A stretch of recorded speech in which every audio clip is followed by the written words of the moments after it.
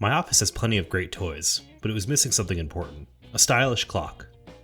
Since I had just finished assembling a lightweight 3D printed CNC machine based on a Dremel, I started brainstorming ways to put it to use. That's when I came across these circular programmable LEDs from Adafruit. The contrast between modern LED lighting and natural wood struck me as a perfect concept for a sleek, custom wall clock. See how I built this clock today on John Builds Things.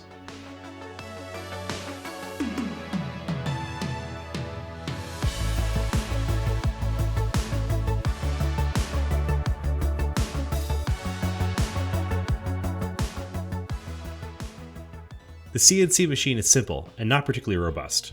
The creator even acknowledges that in the project's description. It's designed as an easy entry point for hobbyists looking to explore CNC milling. My motivation for building it was straightforward. I had spare stepper motors and an ESP32 CNC driver board left over from another project. Since I already had some of the key components, I figured, why not print the rest and put it together? While printing all the parts did take time, before long I had a working CNC machine. With the CNC machine assembled and my clock project in mind as its real first test, I started planning. Constraints can help guide a creative process, and in this case I had two major ones. First, the millable area on this small CNC machine is really only a few inches across. That would limit me from designing anything that required large contiguous pieces of wood. Second, the LED rings from Adafruit were a fixed size.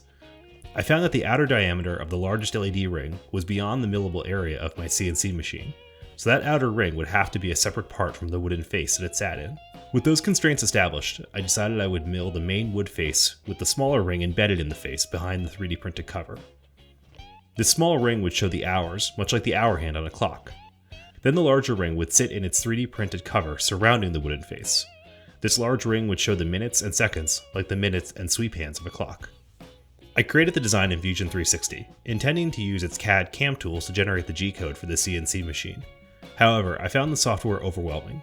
It's built for serious milling professionals, not somebody with a 3D printed CNC machine. Instead, I turned to Kiri Moto, a web-based tool with a much more intuitive and streamlined interface, which made setting up the CNC job significantly easier.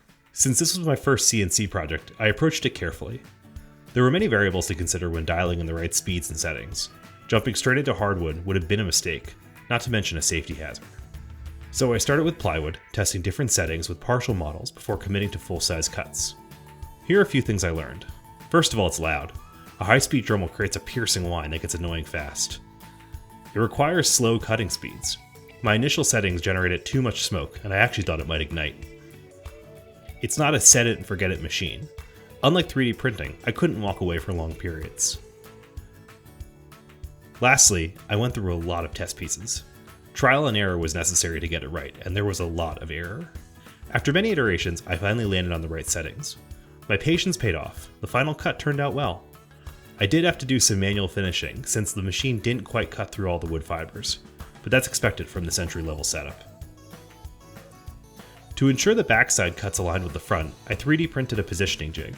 This allowed me to center the milling bit accurately and align the CNC machine starting point with the G-code. The method worked perfectly, and the back cut matched up perfectly with the front. After milling, I sanded the wood, drilled a hole for the wiring using my drill press, and sealed everything with a few coats of Danish oil. The easiest part of this build was 3D printing the LED covers. I love 3D printing. It's much quieter than CNC milling. Let's go through this code. So in the setup function, we do some basic value initialization and deal with some compiler macros I wrote to toggle various test modes and log debug info to the serial output. After that, FastLED starts up to control the two GPIO pins controlling the LEDs. I actually could have just used one GPIO pin and daisy chain the LED rings. Either way would be good approaches, I think. After that, we set up a few classes I wrote to simplify things. Face is a class that encapsulates control of one or more clock hands, and then we set up NTP, or Network Time Protocol, with Wi-Fi.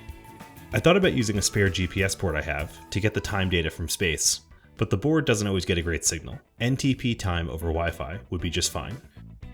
Now in the loop statement, we first force the NTP class to update its internal time, then we get that back as a time struct. We use that time struct to inspect the current second, minute, and hour. With those values, we can know what percentage through the current minute, hour, or day we are. That percentage determines which LED index to illuminate and which to turn off. Now, I could have done just a simple color for each hand of the clock, but I wanted to do something a little cooler looking. Instead, I asked ChatGPT for some help with a basic color algorithm that turns a hue, saturation, and lightness value into an RGB value. That way I could take the percentage value and convert that to a hue, which is really just a percentage. This creates the effect of gradually changing gradient as each hand progresses from 0 to 59 seconds and minutes and 0 to 23 hours. Here's a deeper look at the face class, which sets the hand's positions on the LED rings. This class knows the previous position of the current hands, and when it receives updated positions, it first tries to clear the old position or restore the other hand's color if there's overlap. Then it sets the position and color of the next values. This nice bit of encapsulation made it easy to debug. Turning to gradient color, this is the class that does some color math thanks to ChatGPT. With the percentage input value, that allows us to calculate where on the hue gradient we should be. Saturation and lightness are fixed values that I set based on preference. Then the conversion algorithm takes that HSL and turns it into an RGB. Assembly was fairly easy, but the hardest part was soldering together that large ring.